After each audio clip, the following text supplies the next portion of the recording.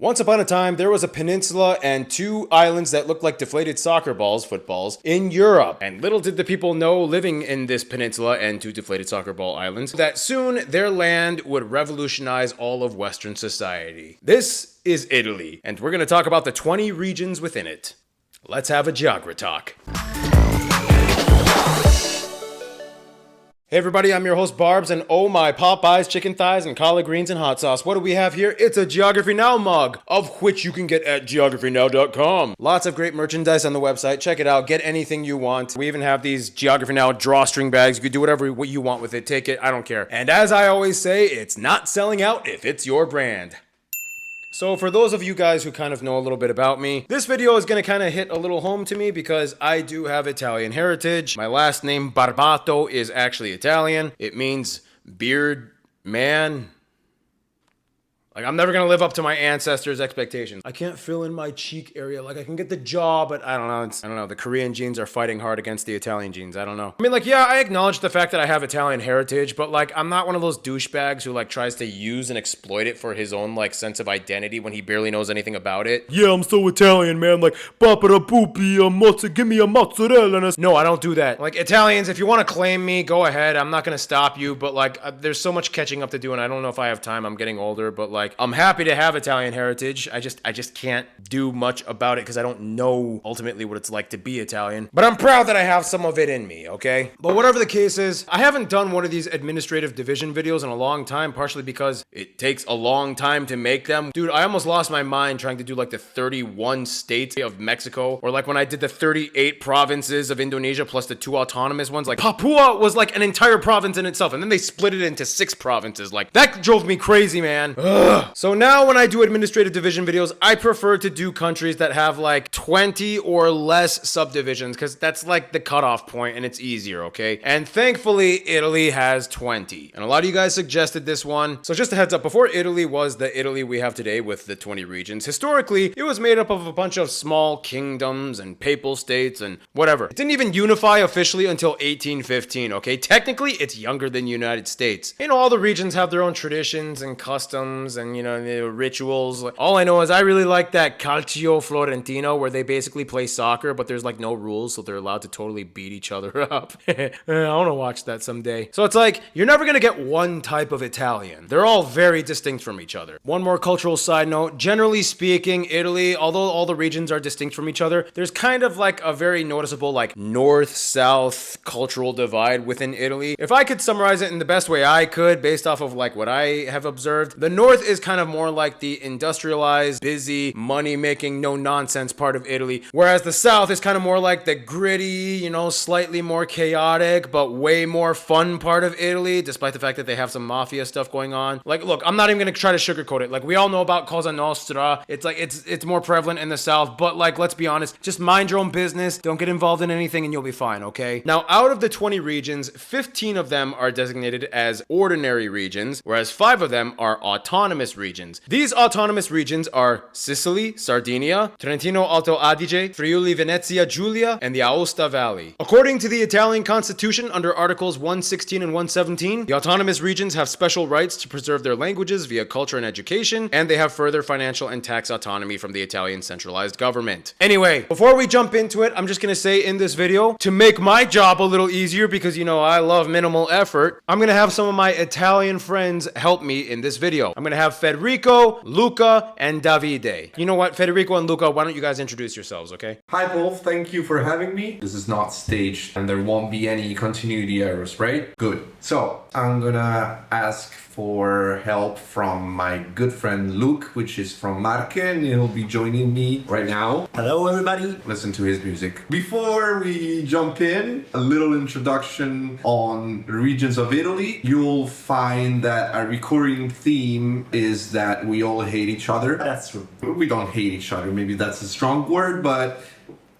there's thousands of years of history, but our nation, as we call it today, Italy, is less than 200 years old. And there was also rivalry between the cities. There was Exactly. like little fortresses, Yes. each one on a different hill, and they constantly battled each other. In every single region of Italy, we have a different dialect, a different accent, and a different language. Sometimes it's so different that we don't even understand each other. Thank you, Federico. So Federico and Luca are going to take over 10 regions. I'm going to take over 9. And my buddy Davide is going to take over Molise because he helped me when I went to Molise because my Italian family came from there and he traveled with me with another one of my subscribers, Paolo. He spoke the southern dialect of Molise, so he was able to communicate. And we met my one last living relative in a small little village on top of a hill. It was crazy, man. So Davide, he deserves this. Anyway, without further ado, let's jump into the regions. Let's begin with Lazio, which is my region. Of course, that's where Rome is. I'm not going to waste your time talking about Rome. If I had to pick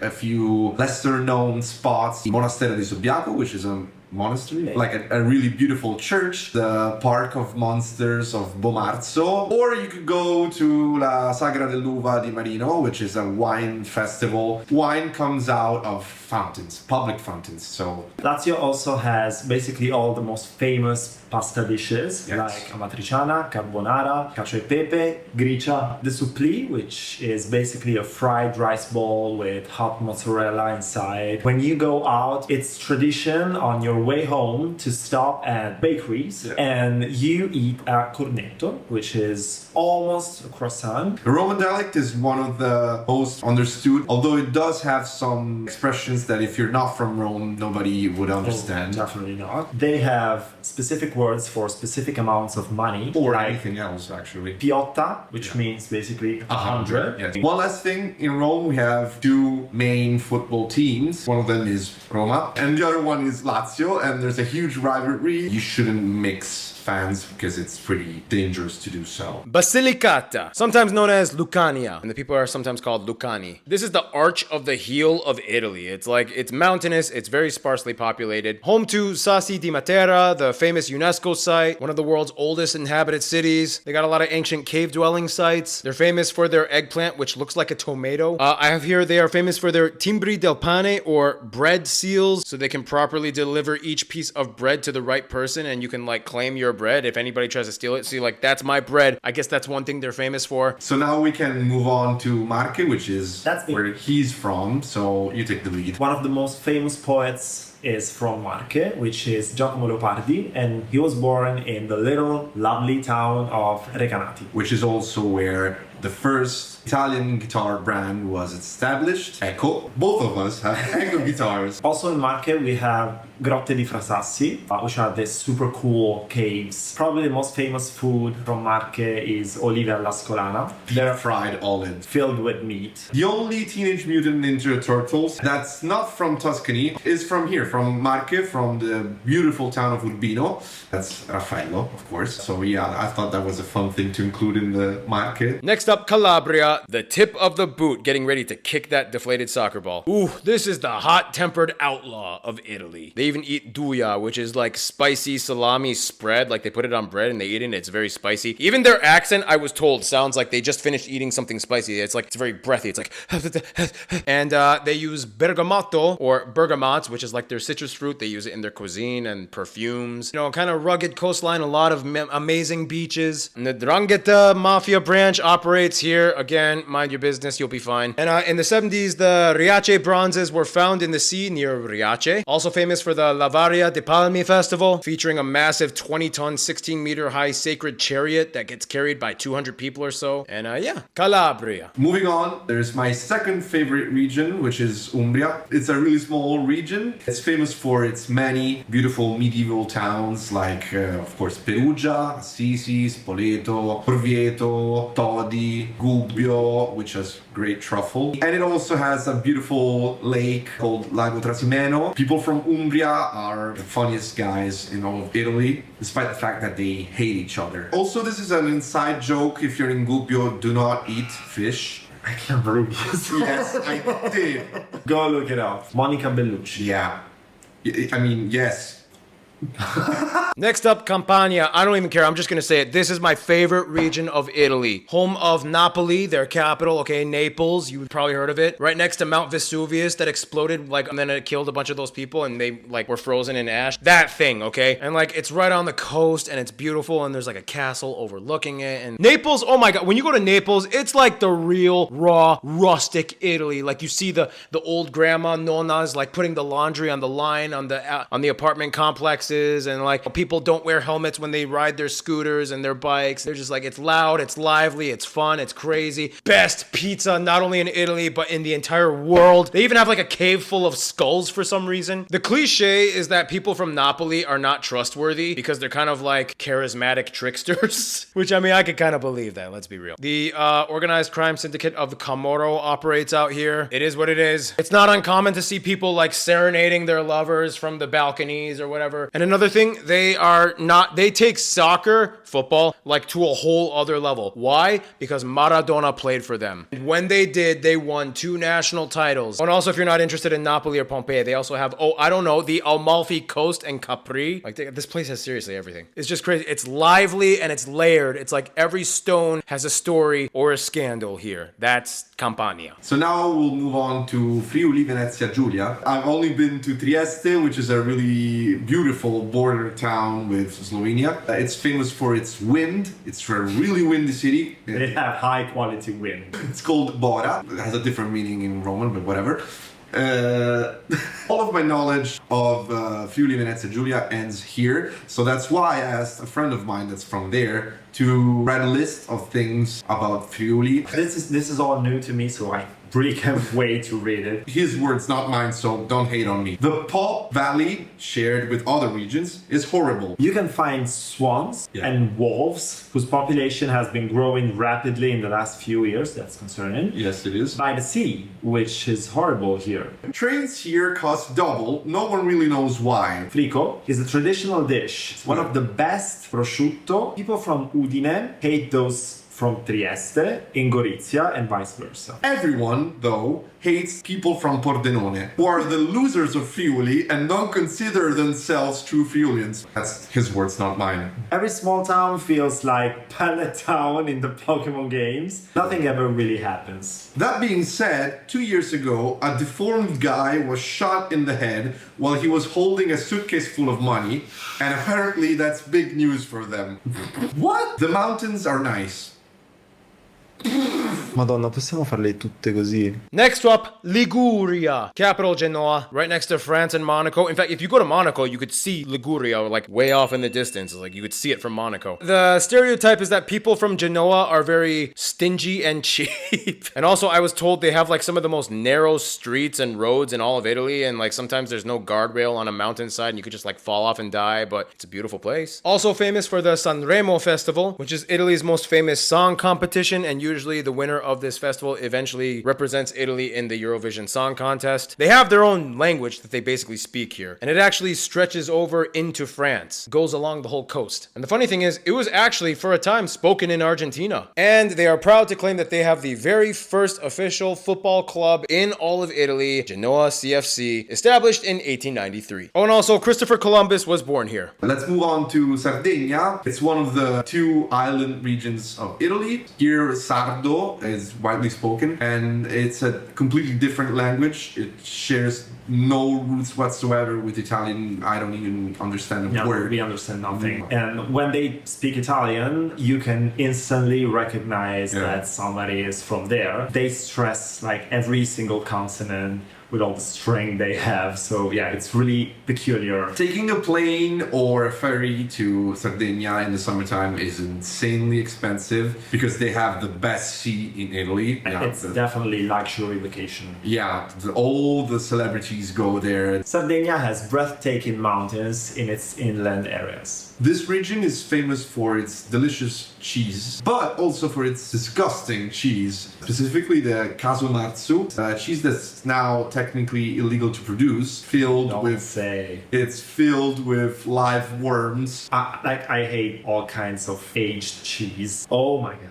And it's probably the one with the most pride. You see Sardinian flags everywhere you go. They have an independence movement too. Next one, Lombardia, capital Milano. You probably know it as Lombardy and Milan. This is the no-nonsense business, finance, industrial capital of Italy. The guy wearing an Armani suit who takes everything seriously. They are workaholics here, which probably explains why they have a cocaine problem. I'm not even joking. But yeah, you've heard of Milan. It is one of the fashion capitals of the world. Fashion Week is their big, huge moment. I'm gonna be honest, when I went to Milan, I noticed like it is kind of like the air is kind of polluted here. And I say that because I live in Los Angeles, okay? We have a big brown smog cloud that covers the horizon. They had the same thing in Milan. And I'm like, oh my God, this is just like LA. They have smog here. It's crazy. I will be honest, when I went to Milan, it was like, I saw the Duomo and then like the castle walls. But after that, everything was just kind of like business, finance, fashion, business. This whole city is like geared towards like business and fashion. It's crazy. But aside from that, they also have the Scala opening night. It's a prestigious annual event marking the start of Milan's opera season. They are also famous for Silvio Berlusconi, arguably the most famous politician and entrepreneur. He was from Milan. They're also famous for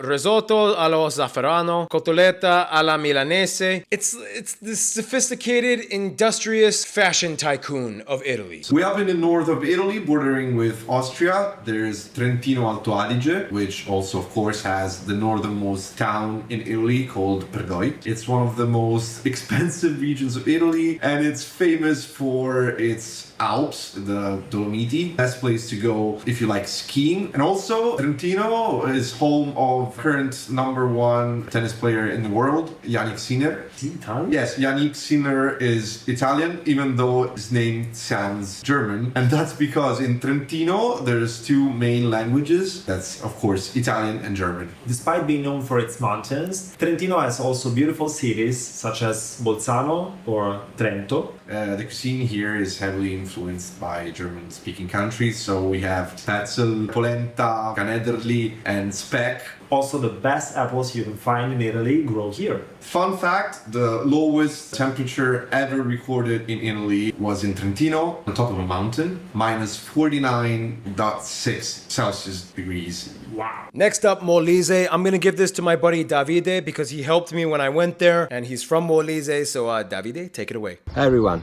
I'm Davide. I'm from Molise, and I'll tell you about my region. In Italy there's a running joke that says that our region doesn't exist. They say il Molise non esiste. We're kind of a ghost phantom region that nobody knows anything about. We're kind of a mystery, and I'll tell you about it. In our region, there are a lot of historical sites, such as the Roman town of Sepinum, also known as Altilia, the Samnite Theatre in Pietrabondante, and the Roman amphitheater in Larino.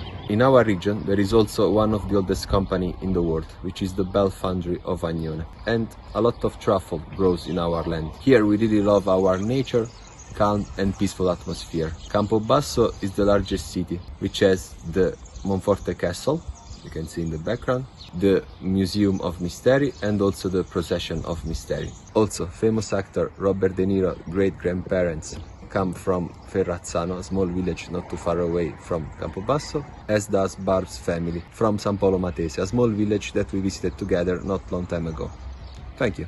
Thank you, Davide. I just want to add on top of that, when I went to Molise, I drove from Napoli, and I noticed the temperature dropped by like 10 degrees. It was freezing, man. I believe the elevation is much higher, so you have to like get ready for the cold. But also, I noticed it was very cozy there. It's just like it was a nice community. Everybody knew each other. They were working, and it was just nice and cozy. So if it doesn't exist, it's a nice place that doesn't exist. Next one, Sicilia, capital Palermo. This is the largest island in the Mediterranean and Italy's largest region, and it's also an autonomous region. First of all, a lot of Italian Americans, they come from the southern parts of Italy, and a lot of them came from Sicily. And even in like The Godfather, I believe Robert De Niro had to speak the Sicilian language or dialect or whatever. Sicilians are a whole other thing from the rest of Italy. Famous for their Sicilian Baroque architecture. They grow a lot of citrus here, and they put ricotta cheese in everything. It's crazy. It's also famous for being super close, like just a few kilometers off the coast of Calabria, but like they refuse to build a bridge, partially because of like geological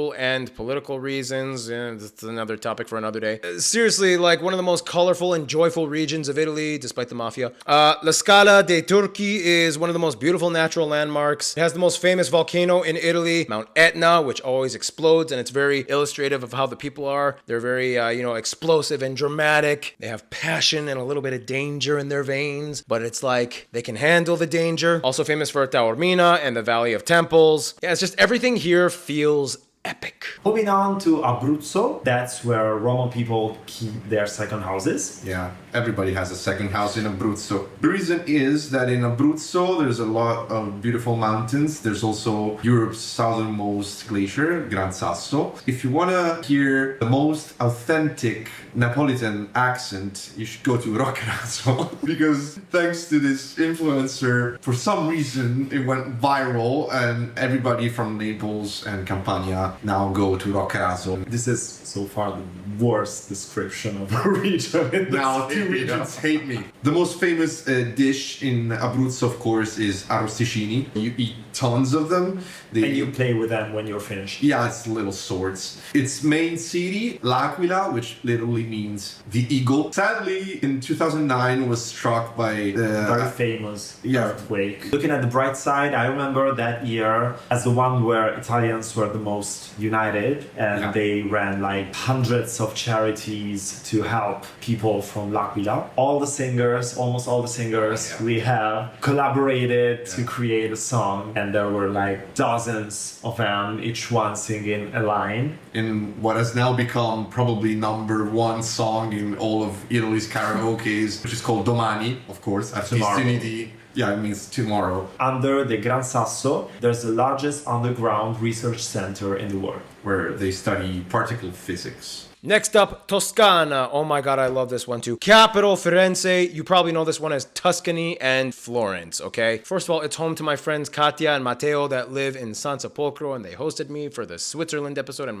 they hosted me and my mom when I visited there in rolling green hills with olive orchards and vineyards. It's just crazy. Oh my god, I love this place. Okay, first of all, Federico told me to say this phrase. I Toscani hanno devastato questo paese. Now, I'm not fluent in Italian, but I'm pretty sure that means something like Tuscany has brought us forth into a new era of glory. This is like the home of the Renaissance, okay? You've probably heard of Florence, right? And if you play Assassin's Creed, you've probably killed people in these streets. Home to the famous Medici family, whom were like the most oligarchially influential family of the Renaissance period of it. They were basically like the Rothschilds of Italy in the Renaissance era. Like they were heavily into the arts, they were funding all these projects and blah blah blah. It's also home to the cities of Lucca and Pisa. Yes, Pisa, that has the Leaning Tower of Pizza or whatever you call it. Chianti wine, art. And I mean, Tuscany is known for its wine, but it's also argued that the best meat in Italy also comes from here. Oh my god, I remember I ate a porchetta sandwich here for the first time and it blew my mind. It was one of the best days of my life. Like all the fat and grease exploded in my mouth. That sounds kind of weird and wrong, but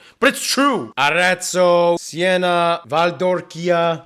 Basically, the whole region is like a living museum. Moving on to Piemonte, it's one of the biggest regions in Italy. It's up in the north. Its most important and famous city is Torino, Turin. Torino was also the first Italian capital. Then, of course, it changed. And they still brag about it. Beautiful city. Very clean. Very clean. Piemonte is also a place where many things were invented. For example, the mocha machine. Please don't wash it in front of an Italian. The crumini, which is my favorite cookie. Only if you buy the crumini rossi, of course. And Nutella. Turin is also famous for Fiat, Fabbrica Italiana Automobili Torino. One of its factories in Lingotto, which is a neighborhood in Torino, is famous for having a racetrack on its rooftop to test cars. Of course, the most famous dish in Piemonte is bagna cauda. The most successful and hated and controversial football team in Italy is from Torino, and it's called Juventus. I personally hate them with a passion. They were involved in many scandals throughout their years, but they are the ones that won the league most times, so... Fun fact, a small town in Piemonte called Viganella, during the winter months, receives the sunlight only through a mirror that they installed on the face of the mount that otherwise would cast a shadow